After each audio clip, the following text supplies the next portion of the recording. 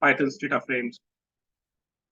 Let's see what Python's data frames can do. Okay, sure. So I have turned on my Jupyter Lab, and it's going to open my Jupyter notebook, and I have my notes. Yeah. So the introduction of data frames. Python's data frames basically are a tabular representation of unstructured data in a programming language. Okay, you can say it like this. When you have unstructured data, unstructured data means that we are trying to read a CSV file or a Parquet file or maybe an Excel file or maybe a JSON file, like these kind of files when we are trying to read and when we want to do transformations on our data using such files as a source. In those cases, earlier there was no functionality like this. Like we can simply read our files and have a SQL kind of representation of data where we have column names and where we have row numbers. Like those sort of functionalities were not there. But with the help of Pandas data frame, or you can say Python data frame. So basically, this Pandas is a library that helps support this data frame, or or we should say this contains all the functions, all the methods that we use in this data frame are stored in Pandas library, and it is still the part of Python programming language. So today we are going to see this data frame thing. This is going to be covered in two lectures. One I'm going to cover today, and next obviously going to be tomorrow. So data frames can be created many ways. There are some hard-coded ways also when we try to create data frames. We can have like this sort of dictionary of list, which can be treated as a data frame. Data frame can store any kind of data types, like it can store a string, floats, or like there's no restrictions. Okay. Every column that has been created inside a data frame has its own data type, and that cannot be uh, it like on column level it follows kind of a SQL syntax only. Okay, so let's just check it out. And obviously hard coded data frames are very rarely used in production environment. We mostly you know create these data frames from the files, and that we are going to see in next few minutes. So like this I can see right now I have just defined my dictionary using. Before that, I'll have to import my libraries. I'm going to import my pandas, and I'm also going to import NumPy. And now this is going to import my two libraries for me.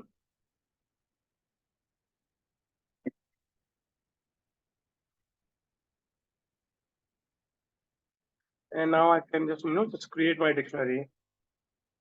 So now my dictionary D is created, and if I just try to show this dictionary's value, and it's going to be seen in a JSON format only. Okay, dictionary is nothing but a JSON format. Then if I just create a data frame on top of this dictionary, or I should say, if I move this data into a data frame format, which is like this thing, I have to call my pandas. That is, I'm calling it by PD. Then I have to call data frame function. And inside this, I have to pass on the data or pass on the variable, which is storing my data. So if I just run this particular shell, you can see I have got a small tabular representation of my data. Like now this X is treated as a column and it is having values of 1, 2, 3. Y also is treated as a column and it is having values 2, 4, 8. And then Z is having a same value for all the rows. These X, Y, Z are my column names, and this 0, 1, 2 on my left hand side is my row numbers. And this is just a you can say very easy way to create a data frame. Next, we can have a different combination also, like we can create a data frame from a list of dictionaries. I mean, these things are just a different way of creating data frames. No need to give a too much think about this, or like this we never, or I should say very rarely create the data frames with hard coded values, because in data projects we are working with a huge data sets, and obviously we are going to work with actual live data, not with a hard coded data. Like this is also the same thing. I just created a list this time, and if I just do it like pg.data frame, and if I pass my L variable, I'm going to get the same data frame that I created on above. So it's just two different ways of creating data frames. Like here I have used my dictionary format, and here I have used my list format to create the data frames. Now, before I move to create a data frame from the file, if you guys have any questions about this, you can ask me.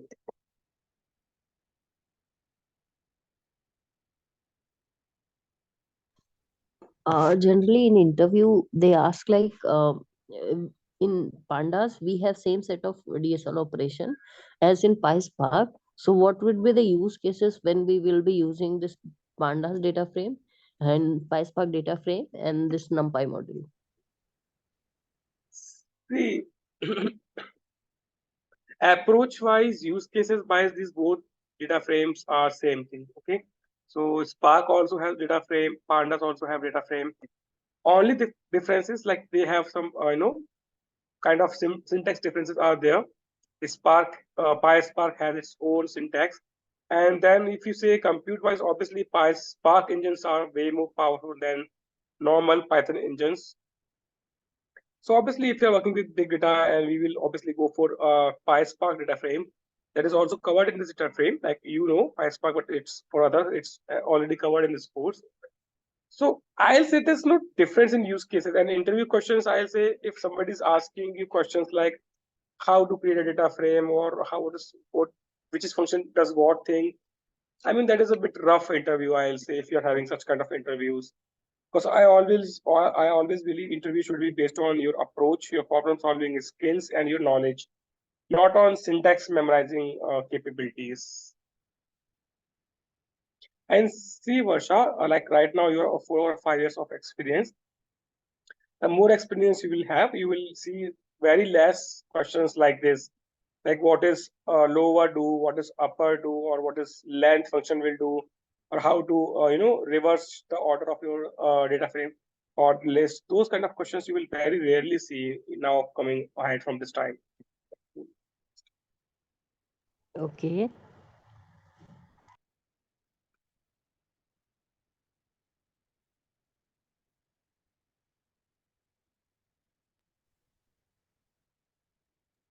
Okay, sir. Yeah. Okay, just call me Jalaj. No, sir. Yeah. I have anything else from anybody?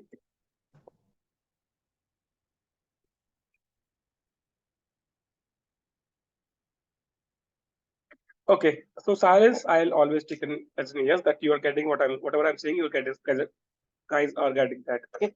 So now let's just move ahead and see how we can create a data frame from a file. So I'll be reading this file, and I'm going to create this data frame. And just to show you guys, I think I have this file. Still, I have this file. Let's check it out. I do have this file with me, say report.csv. Report. So I'm just reading my file from this below path, and I have used R here, small R here, that indicates that right now I'm just passing a path here. So if I remove R and try to read this, I'll get a syntax error at this position, and this is due to some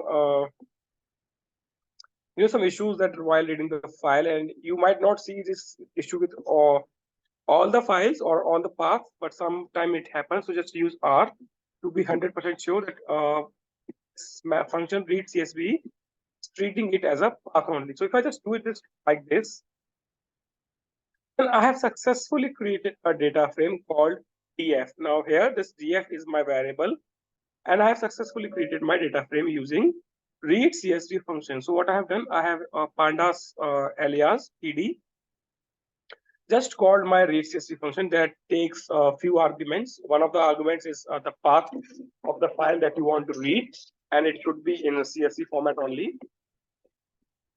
Next, we have few more arguments, like if you want to have a separate different separator, like right now my file is separated by comma. That means all the fields in my file are separated by comma. Then I'm looking to infer my header, and I'm looking to if I'm looking to skip some rows or some specific number of rows you want to read, on if you want to have some specific columns, like right now I have 7 columns in my data frame, or if you just want to read 4 or 5 columns, so those kind of operations you can achieve with read CSV's different arguments. So just if I just show it to you, if I just open this file in a Notepad++,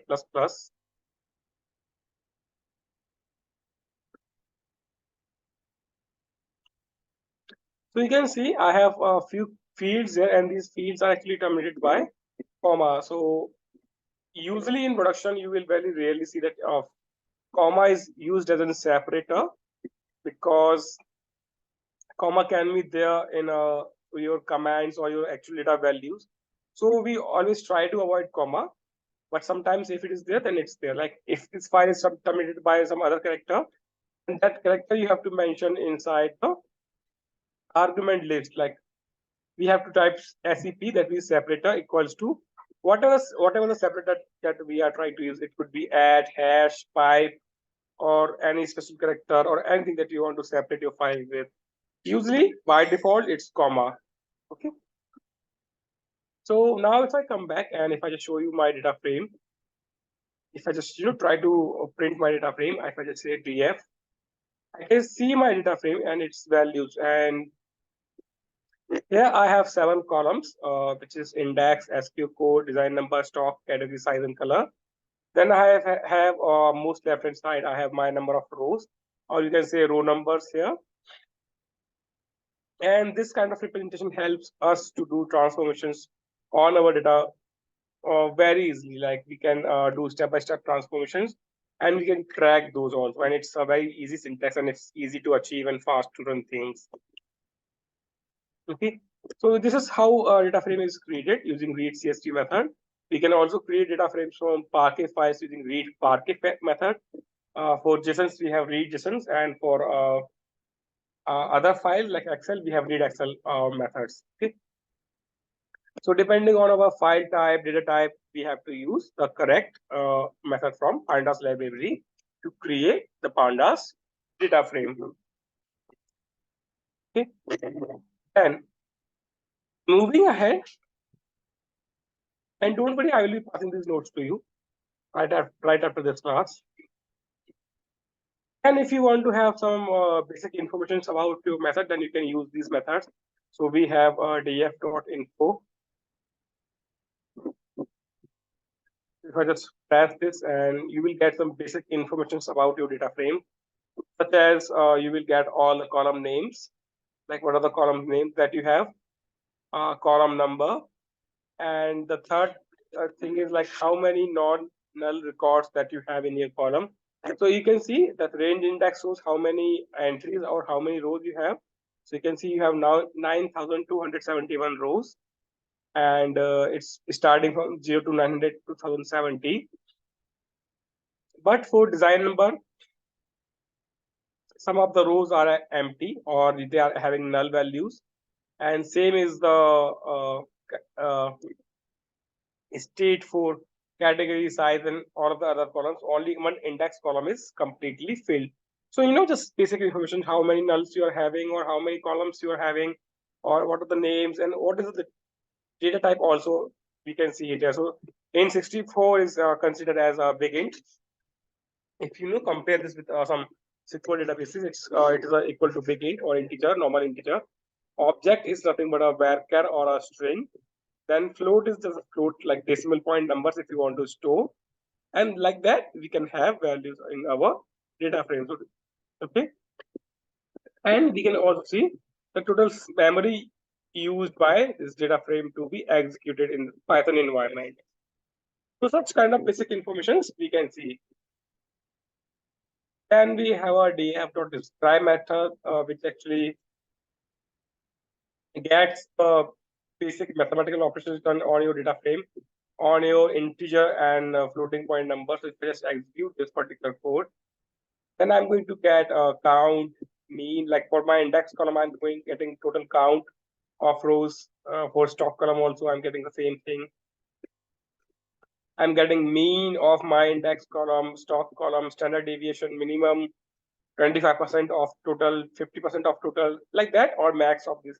Some basic mathematical calculations are done handily for us using df.describe method on the numerical columns, you can say on integer and on floating type columns, you can do that.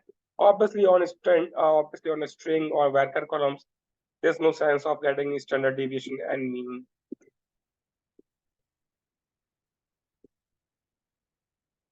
Then we have index column, which gives you range of, or you can say the number of rows that you have. So if you express this, and you're going to get the range of this data frame, like from where it is starting and at what position it is ending. And what is a step? That a step means actually how much increment is happening in the next record. So step 1 means 0, 1, 2, 3, 4, 5 like that. Step equals to 2 means 0, 2, 4, 6 like that. And obviously for data frames, you will always see step is equals to 1 because we are not modifying row numbers manually. Next, we have columns, which gives you the name of columns, only the name of columns that you have. You know the name of columns that you have created in your data frames. By default, columns has been picked up by header equals to info. So those things you can see here with help of df.columns code. Next, just to verify your record, starting record and ending records, you can have this head and tail method, and you can pass the number of rows you want to see. So when we say df, we can see that some top rows and some bottom rows, as you can see here. You know, five rows from start, 5 rows from end. But just in case if you want to see top 20 rows or bottom 20 rows, so those things you can use head method. So if I just say 20, I'm going to get 20 records printed on my output. So, and same way, tail is going to show you 20 bottom records. So if you have any questions about how to read a file and convert into data frame and any of these functions, if you have any questions.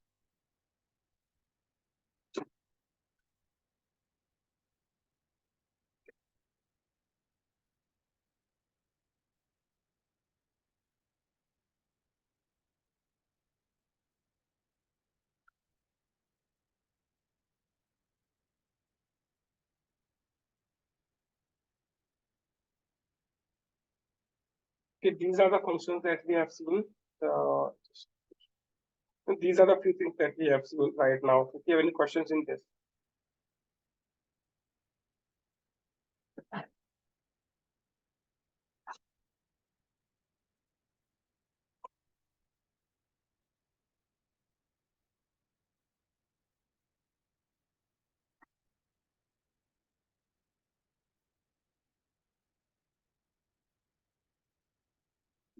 Okay. Then moving ahead, like right now, I have a complete data frame with me, but just in case, let's say we only want to get a subset of our data frame. In that case, we can have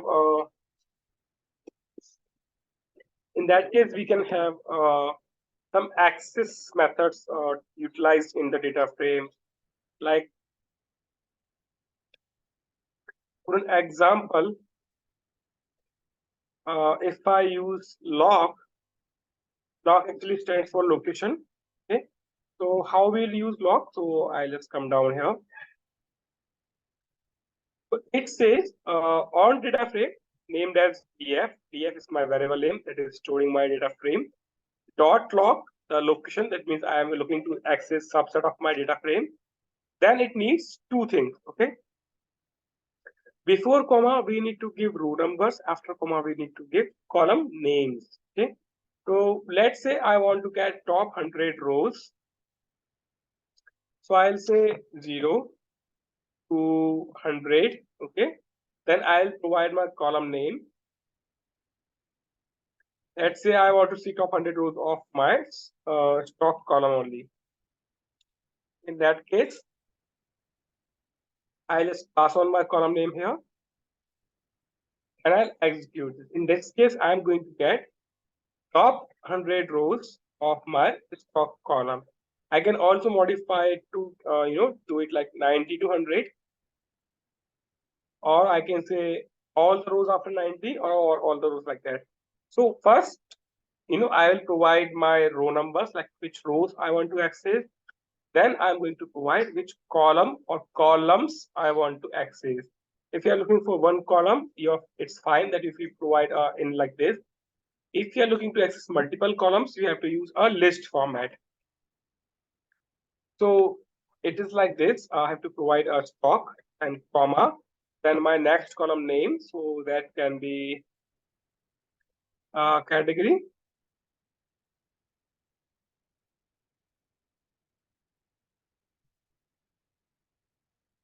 And then I have to enclose this. And you can see that I have now two columns starting from 90 to 100. Like this, if you just want to access subset of your data from your data frame, you can use a lock method. That means location method, in which we need to provide row numbers, starting position of row number, ending position of row number, and the column name or column names. Same way, we have iLock, but difference between iLock is this, that we need to pass column indexes. Like if you see in the df.info, every column has been given a index number like 0, 1, 2, 3. So same thing, if I want to access design number and stock, then I have to pass 2 and 3 as my index. So if I just do it like this, then I'll get my first column, like first column from my this data frame is actually SQ code I'm going to get. But let's say I wanted to access 2 and 3. So I will do it like list format. I'll say 2, 3. If I execute this, at the same result which we are seeing on the top, but this time we have used the index position. So it's your choice whether you want to access or the subset of your data using a column names, or you want to use, or you want to access these things with the help of index numbers. Row numbers are going to be stayed same. For this code, as you can see, I have not provide row numbers. If I just do it 90 to 100, we can also do it like this. So it's the same thing that we have done above, but with the index number. Instead of column names, I have used index numbers. Okay. Next is add position. So if you see with lock or iLock, we get a small subset of data frame.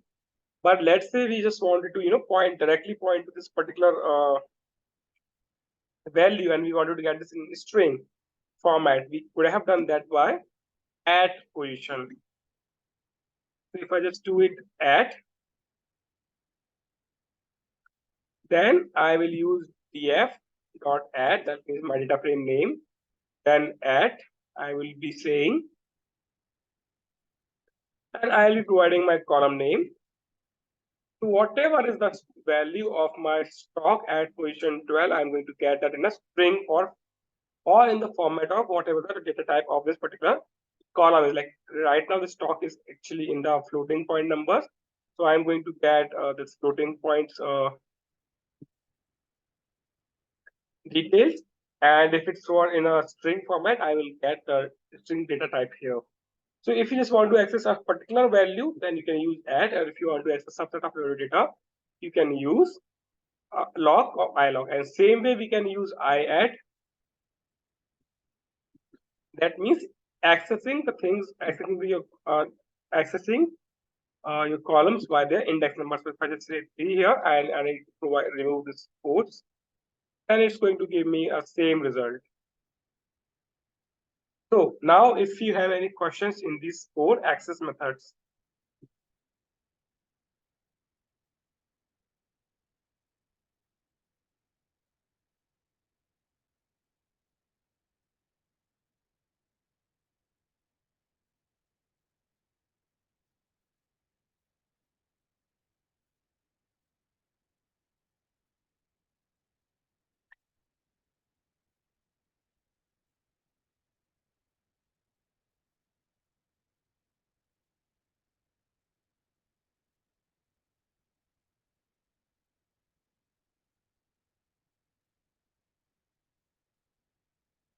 Okay, I hope that you guys are clear with the accessing some subset of your data frame. Then moving ahead, there are some ways to filter your data. Okay, let's say you just want to do filtering of your data based on some conditions. Those things we are going to see now. This is just an example of log again. This time we are using 4 rows and 4 columns. I'm going to start with value counts. So if I run my value counts function, it's if you guys know, it is equal to select field name, count star, and group by field name. So if I just run this, then it will be easy for you. So right now I am saying value counts on my category column. So it's like I'm saying select category count star from table name or from my data frame, group by category. So for every category, whatever is the count, total count of that category, like how many times that categories appear in your data set, is going to appear in the next column. So this, you can see this is the e-commerce website data which I took out from Kaggle. So you can see I have kurta 3,700 times in my data frame. Set or top or address I have 700 times like that. So value counts is one of the example that can do group by operation for you. Actually, I should have this value count down below in the group by examples.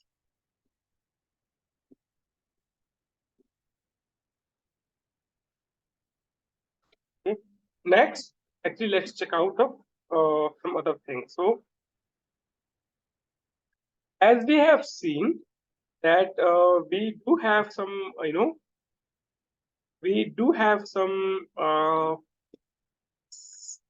values in our data frame. So if I just go on top, or if I just execute df.info here,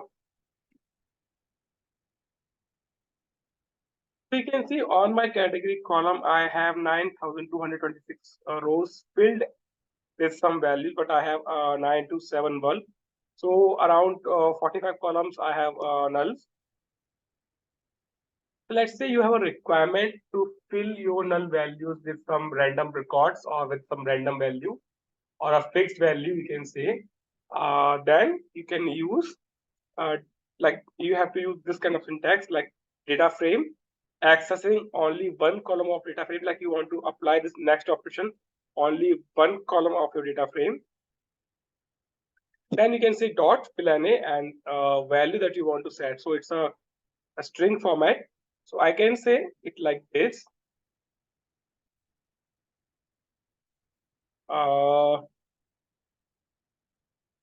Like this, I can say if at some place I have my category as null or NA, then I can say fill NA, and it's going to place clothes at every place whenever my category column is having nulls. If I just push shift enter, you can see in the bottom we definitely had some nulls, and now they have been replaced by clothes. But one strange thing you will see here, if I just do df again and execute this, you can still see category column is still having an A and record. That means null records. Why this happened? Because any operations that we do on our data frame, whether it's a data modification operations or data transformation operations, or even accessing subset of our data, these things are not immediately applied to your data frame. That means your original data frame is not going to get changed with these operations. Okay. So how we have to do is either I should say like this. If I wanted to create a new data frame, I can say df underscore true, and then whatever I'm doing here, all these things are going to be applied and actually going to be placed in this data frame. And when next time if I try to print this data frame, I'll get the values which have been affected here. If I just execute this code, and if I just try to print this data frame, you can see now this has only one column because we only took one column from our data frame, and it also has modified the values to from NA to clause. Okay, this is one of the way to reassign your data frame, or you could have done it like this also if I'm not wrong. DF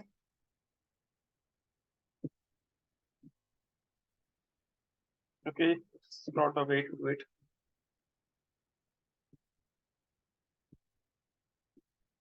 Okay, so if you want to do modify the actual data frame, you have to say here, like I can take my code again from here and I can say it like this,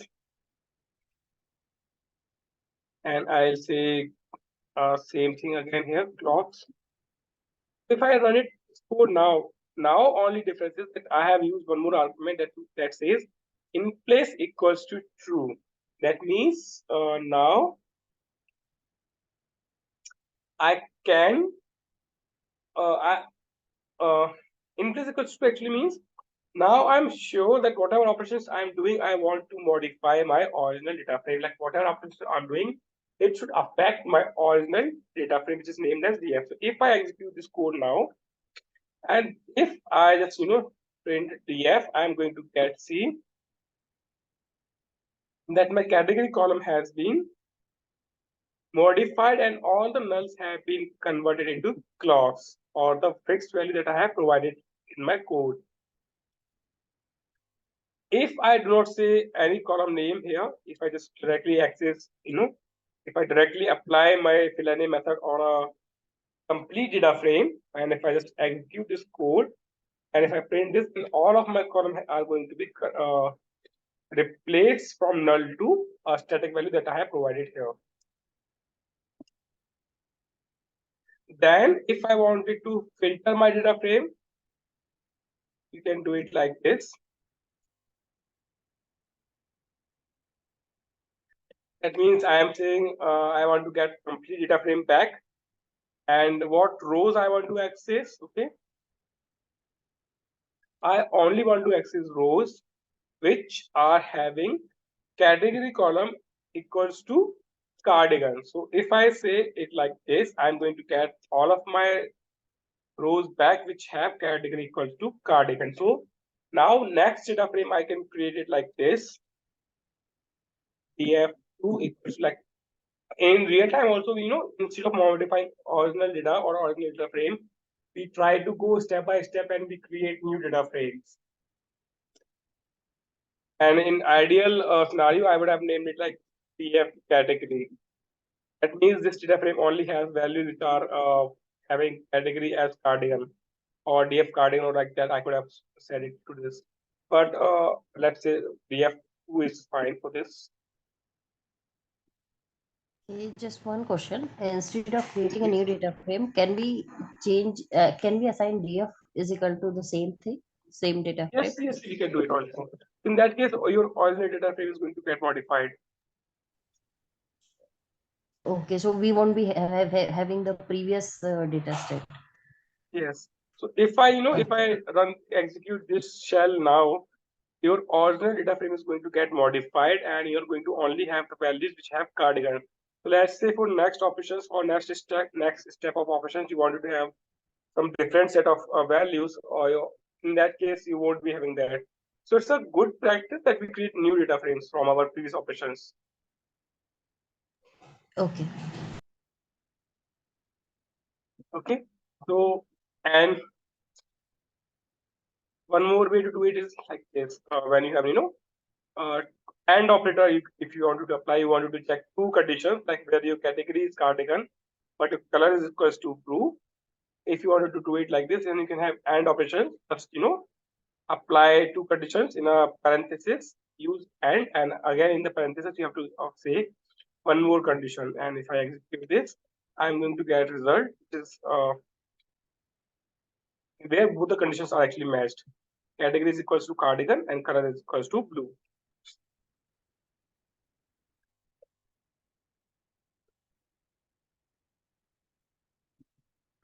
And just to show you guys one more thing, you can also have a query format, like you can use this query function. Operation is same, output is same.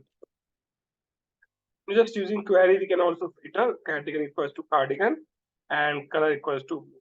So in this form of syntax, you do not have to mention your data frame name again and again. It's the same output, same logic. And then we also have is in operator. So is in is like exact same thing that we have in SQL is in. So if your category is in cardigan, sharara, or pant, like these three categories, if there's any rows which is having any of these categories, remember any of these categories. In that case, those rows are going to get back to us. So you can see we will now just, it's like we are only going to have these three categories in our data frame.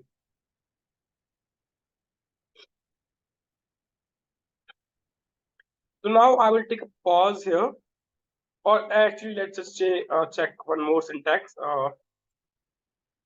where we can work on numerical columns and to filter out based on some quantity or some numbers. You can say df stock where stock is less than 3. So I'm going to get the results where my stock is less than 3. So what happened to this?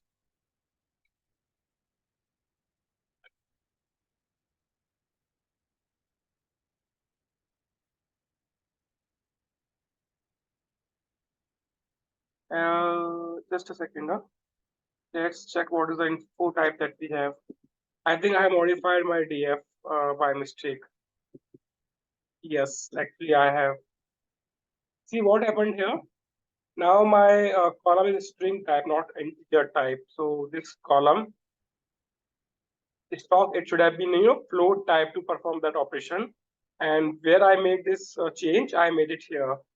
When I said in place equals to true, and I passed on my string format value, at that time my df's column, all of the column were changed to strings. Okay, so that is the place where I have manipulated my data. So I will just have to create this data frame again.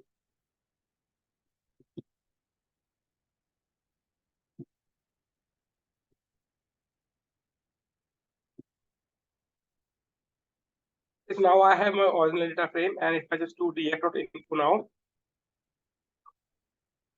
you can see I have stock as a float 64. And now if I execute that code, it will work absolutely fine. But it was a data issue. And guys, please remember, this happens with most of my juniors. As and when they get these kind of errors, now they start looking and fixing into their syntaxes. They never try to understand the root cause of this, like why this thing has happened. So these, in this initial classes, I told that these data types are going to be very crucial. These basics are going to be very crucial for you. If you don't understand data types, if you don't understand these operations are not going to be applied on string format, then it's going to cause some issues for you. It will be problematic things. So I'll say clear your basics first, and the guys who missed the initial two classes, they can watch the recordings. If you guys have any questions, you can definitely come back to me.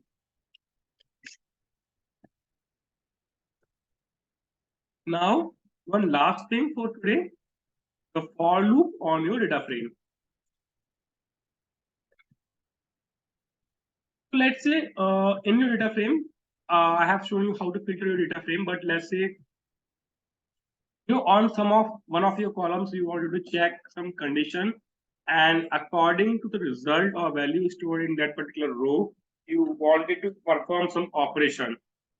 So let's say I have a df.stock column in my df data frame. Whatever the value is this stock is having, it could be 3, 2, 5, 10, like whatever you can see on my screen right now. I'm saying if my value is less than 5, then right now, so I'm just simply printing my message. Okay, like my stock value is less than 5, and current value of my stock is whatever the value it is having in that particular row. But it could have been a email trigger, it could have been a notification to your team, like this particular stock is, you could have modified this code, like for this particular design number or for this particular stock, it is less than 5, and we need to create more pieces of this particular design or for this particular stock. So those kind of operations, your notifications, you could have sent it to your team. Like you could have sent an email here, you could have done some other calculations, those kind of things you could have done. But just for the simplicity or for this for demo purpose, I have shown you how can you loop through your data frame and check the conditions and take the actions accordingly. So if I just execute this code now, you can see my lines are getting printed, and wherever my stock is less than 3, my message is actually printed.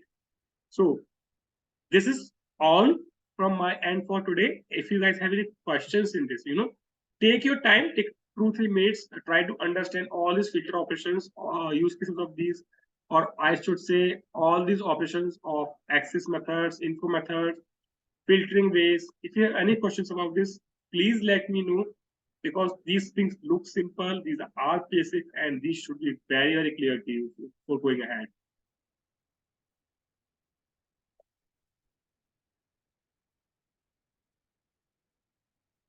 Please ask questions if you have. Other than CSV, we can read Excel and other file format also through this pandas. Yes, we can. Okay.